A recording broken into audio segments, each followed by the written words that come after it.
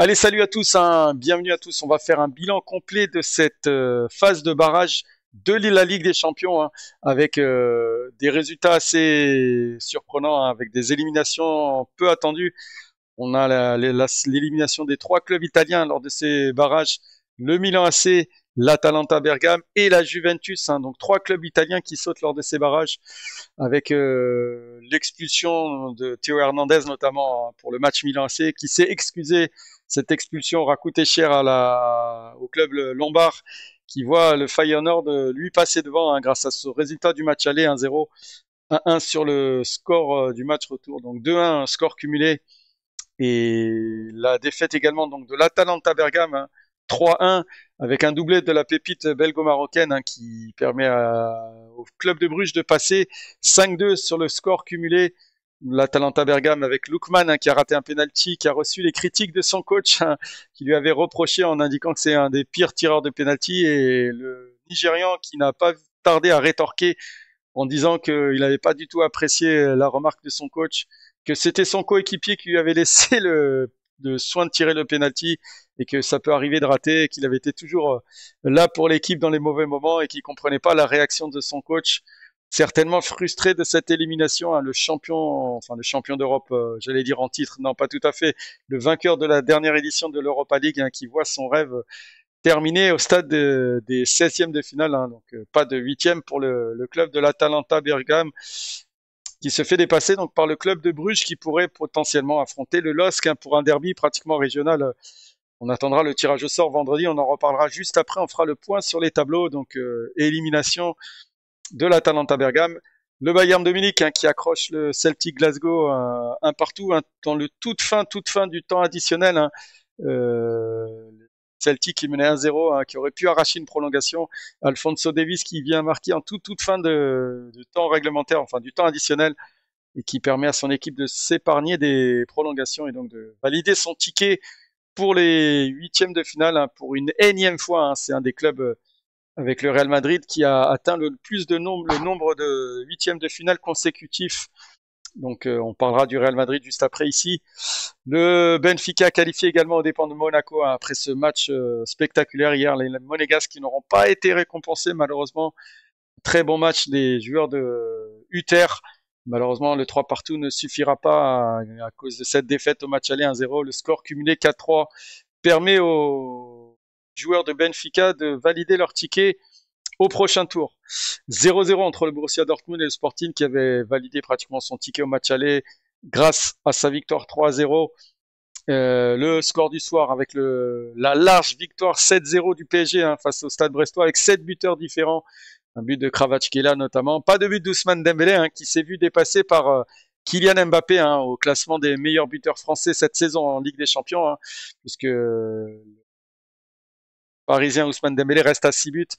Et grâce à son triplé, Kylian Mbappé passe à 7 buts, donc Mbappé repasse devant au classement des buteurs, devant Ousmane Dembélé. Je parle bien sûr des buteurs français de la Ligue des Champions. Donc 7-0, 10-0 score cumulé pour le PSG, et la victoire, donc le triplé de Kylian Mbappé, 3-1. Score cumulé 6-3 pour le Real Madrid, Pep Guardiola, qui connaît une saison compliquée. On a vu des joueurs sur le banc, un titulaire habituel, donc Erling Haaland, Kevin De Bruyne, qui étaient sur le banc, qui ne sont pas rentrés en jeu, et malheureusement ces choix n'auront pas été suffisants, et les Manchester City qui aura très peu cadré au but, hein.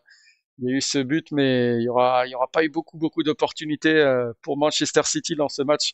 Et le Real l'emporte logiquement grâce à ce triplé de Kylian Mbappé, qui retrouve son niveau, et qui obtient bien entendu le trophée d'homme du match, hein.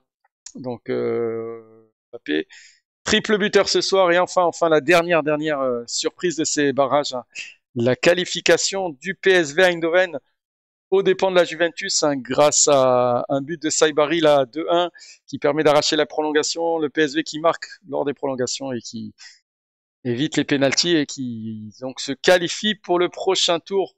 Donc si on fait un bilan, hein, des équipes qualifiées, hein, vous voyez pardon, le tableau des équipes qualifiées, hein, les 16 derniers prétendants, hein, pour cette victoire finale. Donc le club de Liverpool, hein, qui a joué en championnat ce soir, hein, qui a été accroché à Aston Villa, hein. Donc Aston Villa également, hein, les deux équipes se sont affrontées ce soir en championnat, de partout, hein, avec un nouveau but de Mohamed Salah. Donc Liverpool, le Barça, Arsenal, l'Inter, l'Atlético de Madrid, le Bayer Leverkusen, le LOSC, donc Aston Villa, le Bayern de Munich, le Benfica, Bruges, Feyenoord Rotterdam, Dortmund, le Real Madrid, le Paris Saint-Germain et le PSV Eindhoven. Si on fait un bilan par pays, on a les pays bien sûr les plus représentés, hein, vous le voyez avec une forte représentation des clubs espagnols, hein, trois clubs espagnols, hein, donc le Real, le Barça, l'Atlético, trois clubs anglais avec Aston Villa, Liverpool, Arsenal, trois clubs allemands, le Borussia Dortmund, le Bayern et le Bayer Leverkusen. On aurait pu penser que Manchester City occuperait peut-être une place ici. Bon, ça ne sera pas le cas, mais en tout cas, l'Espagne, l'Angleterre et l'Allemagne sont les trois pays les plus représentés dans ces huitièmes de finale. Les clubs français sont présents avec deux clubs, hein, le LOSC et le PSG, tout de même que les deux clubs hollandais, hein, les clubs hollandais avec Feyenoord Rotterdam et le PSV Eindhoven. Attention, les Français et les Hollandais sont en concurrence, hein, sur le coefficient UEFA, donc le parcours des clubs français pour la suite de la compétition aura une incidence sur l'indice UEFA, donc ça a une importance puisque la France et les Pays-Bas sont en concurrence avec le Portugal également, le Portugal qui n'aura qu'un seul représentant, hein, donc le Benfica Lisbonne, un seul représentant italien alors qu'ils étaient trois barragistes, hein, donc l'Inter qui était qualifié directement en huitième, hein, et enfin le club de Bruges pour le représentant belge.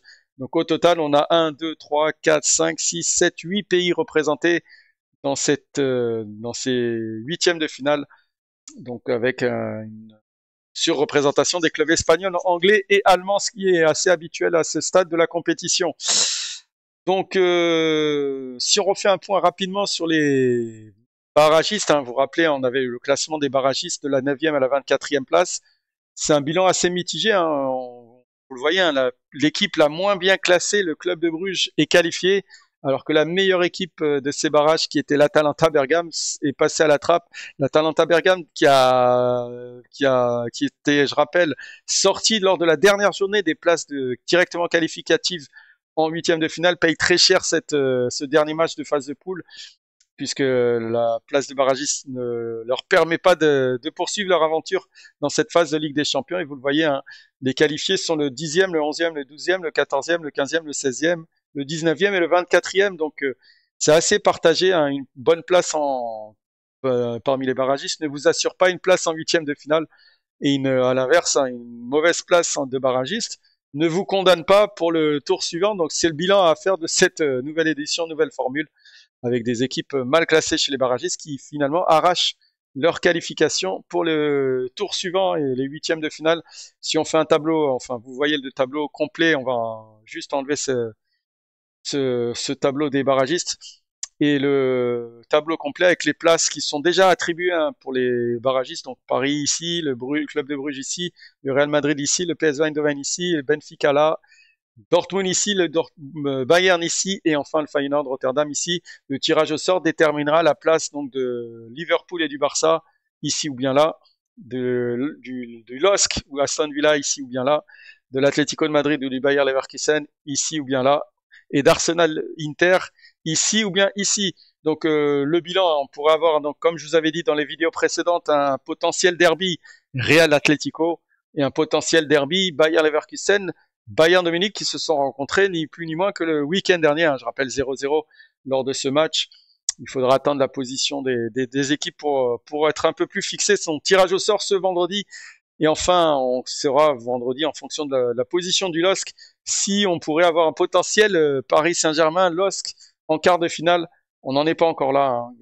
Il faudra attendre bien sûr la position des clubs de chaque côté, hein. Le Barça qui attendra son adversaire, donc pour une potentielle revanche de la saison passée, hein, donc face au PSG, et Benfica qui pourrait retrouver le Barça pour une revanche de ce match de barrage qui s'était joué avec ce score et ce but de Rafinha dans toute fin de match. Donc on attendra le tirage au sort pour être fixé. Voilà, je crois avoir fait le point complet. On attendra le tirage au sort vendredi qu'on suivra en direct. On fera le point et le bilan à l'issue de ce tirage au sort, mais on aura très certainement de très très belles affiches, hein. Enfin, c'est sûr et certain, avec des potentiels derby. Voilà pour cette vidéo. Merci de m'avoir suivi. N'hésitez pas à mettre un petit pouce bleu, à vous abonner, à commenter. Qu'est-ce que vous voyez pour les potentiels adversaires du PSG? Est-ce que vous voyez plutôt le Barça ou Liverpool? Est-ce que vous voyez un derby madrilène? ou est-ce que, à l'inverse, vous voyez, je sais pas, peut-être le LOSC pour un derby belgo-français. Hein. Je rappelle que Lille et Bruges sont à 70 km, hein. Donc on aurait un derby du nord de la France ou du sud de la Belgique, comme vous voulez, entre Bruges et le LOSC. Voilà pour cette vidéo. N'hésitez pas à vous abonner, à mettre un petit pouce bleu. À bientôt. Ciao. Merci.